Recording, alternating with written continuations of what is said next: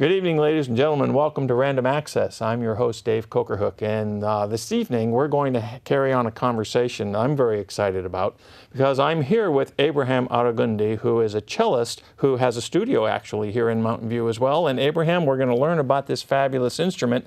So thank you for being here on Random Access. I'm very excited to be here. Thank you. Well, I appreciate your coming tonight because this is a really interesting thing. But I have to ask you this question. I mean, the cello is not the instrument that you hear about all the time. Everybody hears about the violin or the big double bass or whatever. That's right. How did you come to be playing the cello?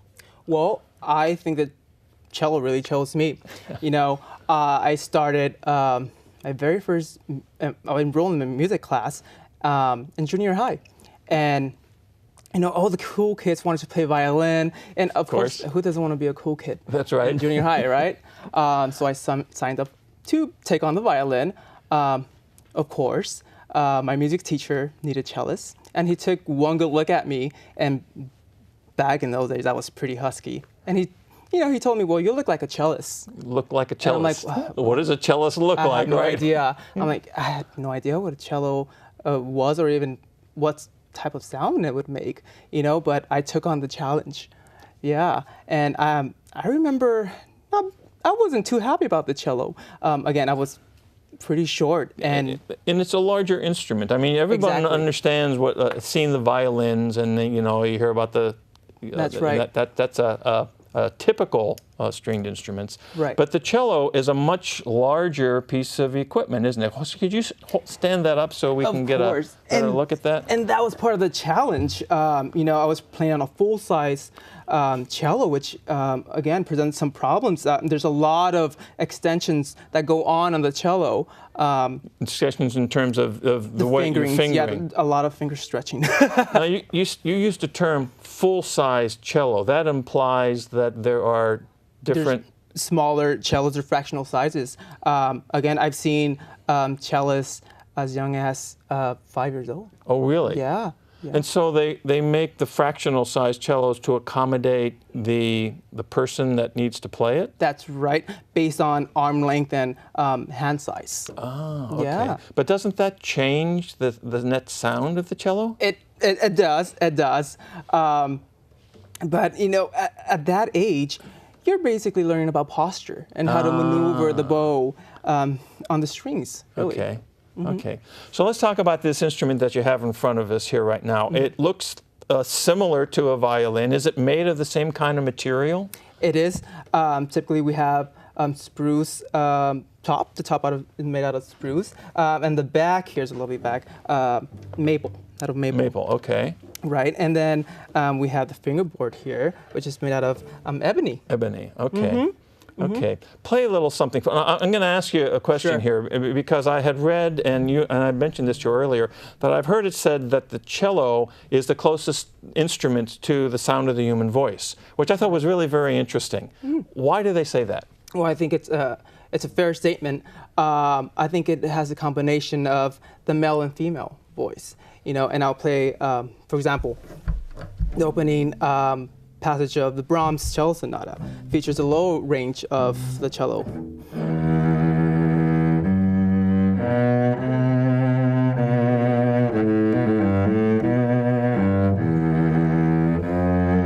Right, so that sounds like I sing in a men's chorus, and it sounds like some of the guys with those massive resonant bass voices that stand behind me. Yeah. Okay. And then we have I guess the alto or tenor here.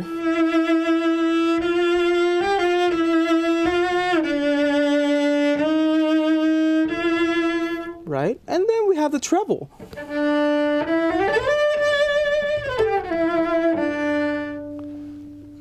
I can hear it. Right. Singing, I've sung in soprano, alto, tenor, bass kind of choruses, and I've sung with the men's chorus I am with right now. And so now I understand it, because you don't get that same kind of resonant tonal quality out of a violin. That's right. It's a little different. So now, tell me about the strings. What are the strings made out of?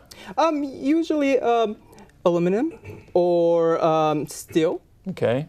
And some people still like using playing on gut strings, actually. Really? Yeah, out of sheep gut. And usually Baroque performances or orchestras play on cheap gut. Okay. So let's talk about you and some of the your activity. You've been playing this lovely instrument now for how long? Oh, about 15 years. About 15 years. Yeah. Okay. Yeah. And you've done a variety of things. I think you mentioned that you had performed in a couple of symphony settings and maybe some other things. Tell us a little bit about your the performance side of your life, and then I want to get into what you're doing now with SoNo. But let's first tell me about the. Sure. You know, I played in youth symphonies growing up. Did a lot of chamber music and conservatory and Pasadena Conservatory. I've also substituted with the Monterey Symphony, Condensa Chamber Orchestra. Last summer, I toured with my piano trio. We went to Costa Rica. Oh, yeah, there you go. That Lovely. Was great fun. Piano trio. Piano trio, yeah. So you play piano as well? Oh, so a piano trio is a type of chamber group. You have a pianist, a violinist, and a cellist. And a cellist. Oh, okay. Yeah. Got it. But mostly I've done a lot of solo playing and recitals. Okay. And I did that because my teacher, Irene Sharp, specializes in solo repertoire. Got it. Yeah. Now, you mentioned to me that when you first started, before the show started, and we were chatting, you mentioned that when you started playing the cello, you did not actually have a teacher. You were somewhat self-taught. Is that correct? I was self-taught for quite a while, actually. I didn't get my first cello lesson until the age of, I think I was 16 or 17. Wow. Yeah, so before that, I really relied on recordings, books, and public television, you know, Mr. Rogers, the Art Showcase, Sesame Street, you know, sometimes they would invite Yo-Yo Ma to play, and that was just such a treat for me. I think what you just said is actually very interesting and important, because you get a lot of young people out here who love music and would like to play some type of an instrument, don't necessarily have access to the educational side of it. And here we are with someone who's very skilled at this instrument, who when you started out, you found whatever avenue you could to learn something before you had the opportunity to get direct one-on-one teaching. And I think that's something that everybody should think about. That's right. That's right. I mean, I was obsessed with the cello. You know, I was obsessed with the hauntingly beautiful sound that you can create with this instrument. Yeah. You know, I was just in love, and I'm still in love with the cello. Well, clearly. So tell me now about SoNo Strings, because that sort of takes us into where you are today in terms of where you're going with your career as a cellist. So tell us about SoNo Strings. SoNo Strings, it's a violin shop, but we're newly established. We opened in January, and along with two other co-founders, and we service the school districts here. We deal with violin rentals, we repair, we restore, and we also have fabulous musical instructors that teach there. So you can teach and people can access. Now, you had mentioned earlier, we were talking about fractional instruments because of the reality that, and so is it, and you said you work with school districts here in the Bay Area. So are you able to provide the different sized instruments? That's right. We carry all fractional sizes. We have a 10th size cello, which is about this big, you know. So and it's really a treat seeing baby cellists starting off their career, right? Yeah. So yeah, we do it all, and we also host performances in our shop. Oh, that's cool. Yeah. Great. So I hope you come and visit us. I would love to come and visit you. You're here in Mountain View, is that right? We are. Whereabouts in Mountain View? Yeah. Where actually in Mountain View? So we are towards downtown, Mountain View. Okay. So on El Camino and Grant. Oh, okay. Yeah. So we're about 8 minutes away. Not far from here at all. So I want to ask you something about, you were demonstrating some of the fingering and whatnot. So the cello is a stringed instrument, the violin is a stringed instrument. Are the techniques interchangeable? If you know how to play the violin, can you easily do this, what you do on the cello, or vice versa? It's a very specific technique. Again, the violin, you hold it horizontally, right? It's easier to make a sound on the violin than it is on the cello, and that's because the cello strings are generally thicker. So we have to use a lot more of a scooping motion to activate the string. Yeah, and fingerings are also quite different because, again, the spacings are farther apart than they are on violin. Okay. Yeah, and so that means if you're going from a B flat to a B or B down to an A, it's that you have further distance to travel on. That's right. Okay. And then we have to also we actually have the chance to use our thumb. As well. Okay. Yeah, and cellists, we have these wonderful calluses. But you don't here. use the thumb on the violin? You don't. You don't. I had no idea. It's smaller, so it's easier to get around. Oh, yeah. okay. Again, and the only way we can cover an octave on the cello is by utilizing the thumb. Yeah. Okay.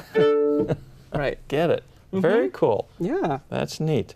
All right. So the other thing you were telling me is about the I don't remember what you call the item. The whatever it is that you place on the floor. What's the This is called the end pin. The end pin, yes. And it helps balance and position the cello. But you're also saying, depending upon what it's made out of, it can enhance the resonance sound. Well, Dave, I have a pretty spiffy end pin here. It's made out of carbon fiber, and it's pretty light. So being that it's light, it helps the cello resonate. Oh, okay. Yeah.